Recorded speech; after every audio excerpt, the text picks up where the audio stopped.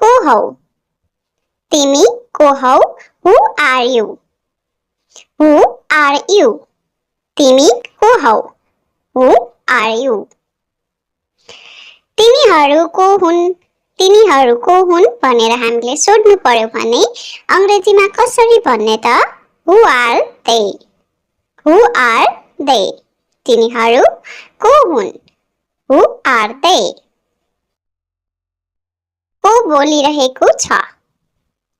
को बोलिरहेको छ Who is speaking Who is speaking को बोलिरहेको छ Who is speaking उहाँ को हुनुहुन्छ भनेर हामीले सोध्नु पर्यो भने हामीले अंग्रेजीमा कसरी भन्ने त Who is he Who is he उहाँ को हुनुहुन्छ Who is he उनी को हुन् Who is she Who is she उनी को हुन् Who is she कसले मद्दत गर्छ भनेर भन्नु पर्यो कसले मद्दत गर्छ अंग्रेजीमा भन्नु पर्यो भने कसरी भन्ने त Who will help Who will help कसले मद्दत गर्छ Who will help कसले गर्न सक्छ Who can do it Who can do it कसले गर्न सक्छ Who can do it उसले घृणा गर्छ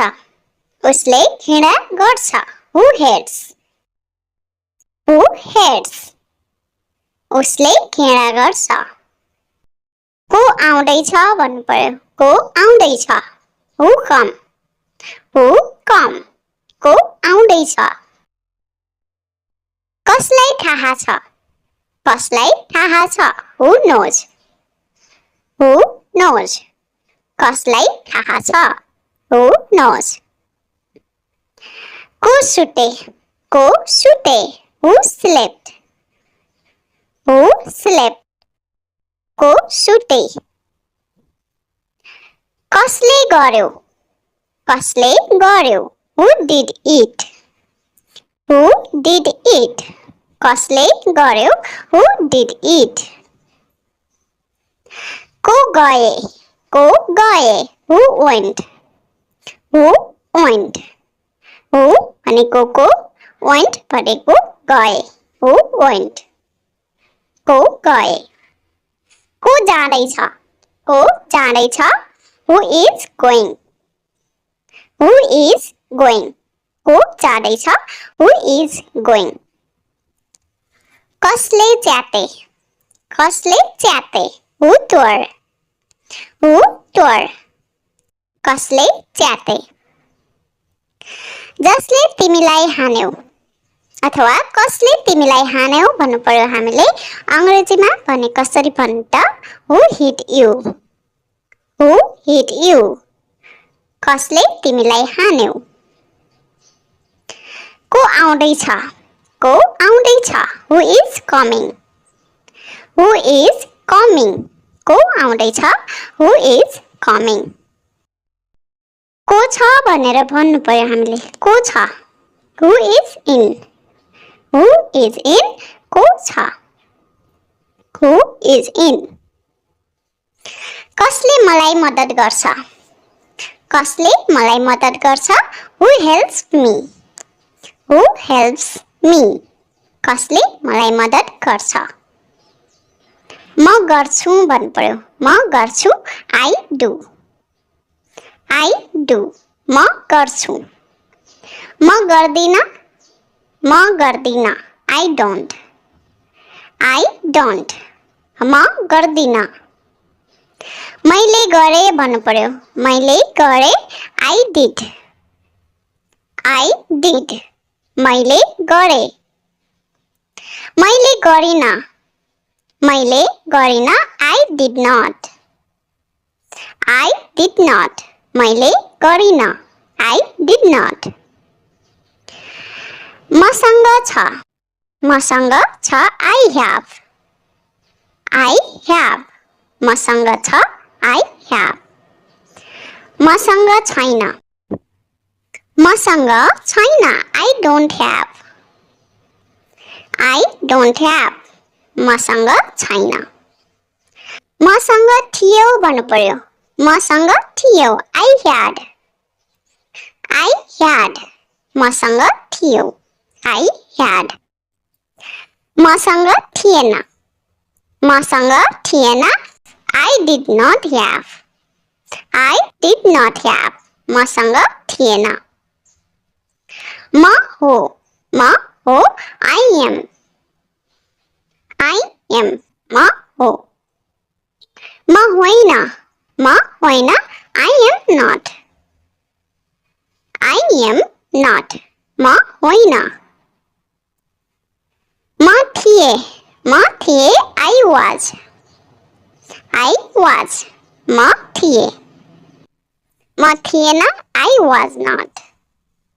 I was not. म थिएन I was not. म सक्छु भन्नु पर्यो. म सक्छु I can. I can. म सक्छु I can. म सक्दिन. म सक्दिन I can't. I can't. म सक्दिन I can't. म सक्थे. म सक्थे I could. I could. म सक्थे. म सक्दैन थिए भन्नु पर्यो हामीले. म सक्दैन थिए भन्नु पर्यो भने कसरी भन्ने त I could not. I could not. म सक्दैन थिए. के भइरहेको छ भनेर सोध्नु पर्यो हामीले. के भइरहेको छ? What is going on? के भइरहेको छ? What is going on? What is going on? के भइरहेको छ? धेरै केही छैन. धेरै केही छैन. Nothing much. Nothing much. धेरै केही छैन. Nothing much. यो मेरो गल्ती हो. यो मेरो गल्ती हो. It's my fault. It's my fault. यो मेरो गल्ती हो. It's my fault. म साँच्चै माफी चाहन्छु भन्नु पर्यो. म साँच्चै माफी चाहन्छु. I am really sorry. I am really sorry. म साँच्चै माफी चाहन्छु. कुनै समस्या छैन. कुनै समस्या छैन. No problem. No problem. कुनै समस्या छैन. No problem. यसलाई उल्लेख नगर्नुहोस्. यसलाई उल्लेख नगर्नुहोस् भन्नु पर्यो हामीले अंग्रेजीमा भने कसरी भन्ने त Don't mention it. Don't mention it. यसलाई उल्लेख नगर्नुहोस्. Don't mention it. धेरै धेरै धन्यवाद. धेरै धेरै धन्यवाद. Thanks a lot. Thanks a lot. धेरै धेरै धन्यवाद भन्नु पर्यो भने हामीले अंग्रेजीमा कसरी भन्ने त Thanks a lot. मलाई आवश्यक छ. मलाई आवश्यक छ भन्नु पर्यो भने हामीले अंग्रेजीमा कसरी भन्ने त I need. I need. मलाई आवश्यक छ. मलाई अलिकति पैसा आवश्यक छ अथवा मलाई अलिकति पैसाको आवश्यक छ भन्नु पर्यो भने कसरी भन्ने त I need some money. I need some money. मलाई अलिकति पैसाको आवश्यक छ. म चाहन्छु. म चाहन्छु. I want. I want. म चाहन्छु. म किनमेल गर्न चाहन्छु भन्नु पर्यो हामीले अंग्रेजीमा. म किनमेल गर्न चाहन्छु. I want to go shopping. I want to go shopping. म किनमेल गर्न जान चाहन्छु. I want to go shopping. म राम्रो छु. म राम्रो छु भन्नु पर्यो. I am good. I am good. म राम्रो छु. I am good. म ठीक छु. म ठीक छु. I am okay. I am okay. म ठिक छु म बिरामी छु भन्नु पर्यो हामीले अंग्रेजीमा म बिरामी छु आई एम इल इल भनेको बिरामी आई एम इल म बिरामी छु म थाकेको छु भन्नु पर्यो म थाकेको छु I am tired I am tired म थाकेको छु आई एम टायर्ड मलाई निन्द्रा आइरहेको छ मलाई निन्द्रा आइरहेको छ I am sleepy I am sleepy मलाई निन्द्रा आइरहेको छ मेरो योजना छ मेरो योजना छ I have a plan I have a plan मेरो योजना छ म एक्लै छु अथवा म एक्लो छु भन्नु पर्यो भने हामीले अंग्रेजीमा कसरी भन्ने त I am alone I am alone म एक्लै छु आई एम अलोन म पुरै भिजेको छु म पुरै भिजेको छु I am all wet I am all wet म पुरै भिजेको छु आई एम अल वेट म जागरित छु म जागरित छु अथवा म जागेको छु भन्नु पर्यो भने हामीले कसरी भन्ने त I am awake I am awake म जागरित छु अब हामीले म केटी हुँ भन्नु पर्यो म केटी हुँ I am a girl I am a girl म केटी हुँ म बिर्से आई फर्गेट म बिर्से आई फर्गेट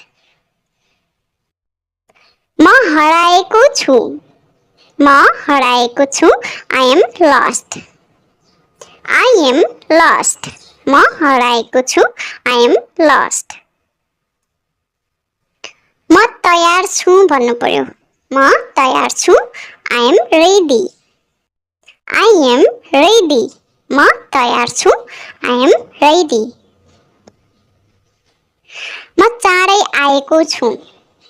म चाँडै आएको छु आई एम अर्ली म चाँडै आएको छु आई एम अर्ली म देख्न सक्छु आई क्यान सी म देख्न सक्छु आई क्यान सी मैले प्रयास गरे भन्नु पर्यो मैले प्रयास गरे आई ट्राइड मैले प्रयास गरे आई ट्राइड ख्याल राख भन्नु पर्यो ख्याल राख टेक केयर ख्याल राख टेक केयर केही फरक पर्दैन नेभर माइन्ड केही फरक पर्दैन नेभर माइन्ड राम्रो गर्नु टु गुड राम्रो गर्नु टु गुड चिन्ता नगर भन्नु पर्यो हामीले चिन्ता नगर डोन्ट वरी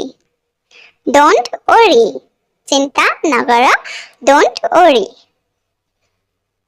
म अहिले आउँदैछु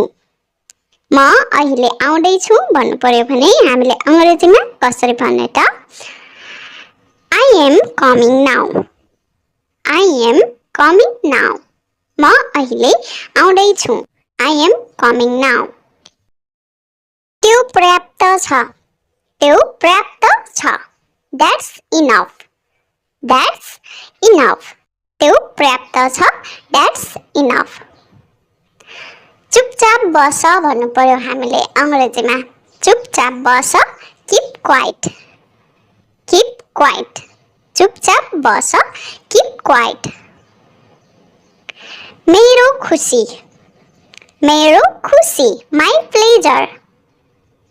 माई प्लेजर मेरो खुसी माई प्लेजर धेरै भन्नु पर्यो धेरै राम्रो भेरी फाइन भेरी फाइन धेरै राम्रो भेरी फाइन यो राम्रो छ दिस इज गुड यो राम्रो छ दिस इज गुड तिनीहरूमध्ये कुनै पनि भन्नु पर्यो हामीले कुनै पनि सामानलाई देखाएर हामीले लिनुपर्ने भयो भने हामीले कसरी भन्ने त तिनीहरूमध्ये कुनै पनि भन्नु पर्यो भने हामीले अंग्रेजीमा कसरी भन्ने त एनी अफ देम तिनीहरूमध्ये कुनै पनि तिनीहरूमध्ये को भन्नु पर्यो तिनीहरूमध्ये को हु अफ देम तिनीहरूमध्ये को हु अफ देम तिनीहरूमध्ये केही सम अफ देम तिनीहरूमध्ये केही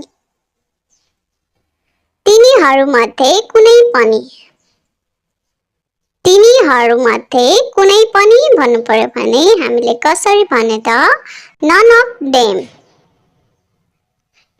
अफ देम तिनीहरूमध्ये कुनै पनि तिनीहरूमध्ये धेरै भन्नु पर्यो भने कसरी भन्ने त मेनी अफ देम तिनीहरूमध्ये धेरै ती मध्ये आधा हाफ अफ देम ती मध्ये आधा हाफ अफ देम ती मध्ये दुई भन्नु पर्यो हामीले अंग्रेजीमा भने कसरी भन्ने त टु अफ देम ती मध्ये दुई ती मध्ये सबै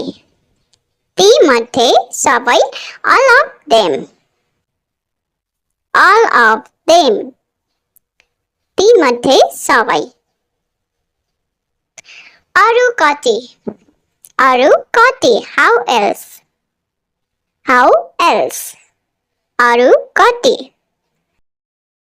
के गर्ने भनेर भन्नु पर्यो हामीले के गर्ने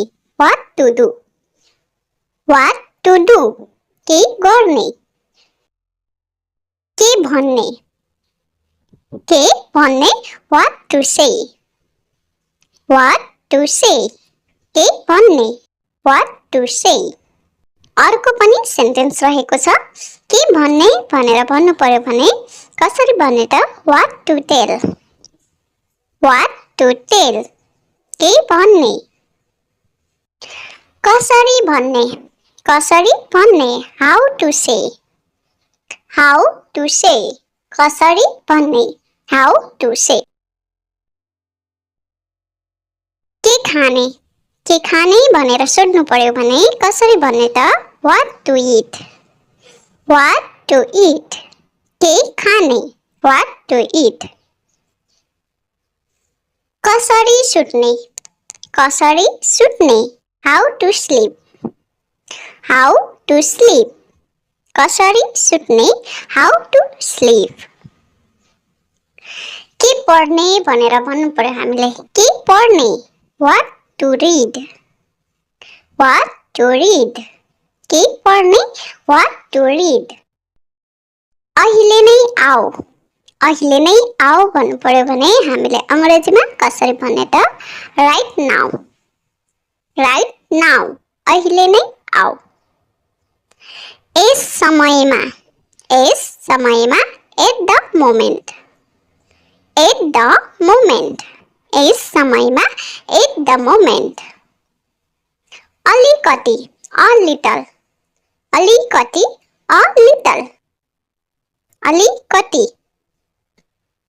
धेरै भन्नु पर्यो हामीले अंग्रेजीमा धेरै a lot धेरै कोही पनि होइन no No one. कोही पनि होइन, no one. कोही कोही भन्नु पर्यो भने कसरी के भन्नु त? Someone. Someone. कोही. केही something. केही something. केही. केही पनि होइन अथवा केही पनि होइन भन्नु पर्यो भने हामीले अंग्रेजीमा कसरी भन्ने त? Nothing. Nothing. केही पनि होइन. सबैजना सबैजना everyone.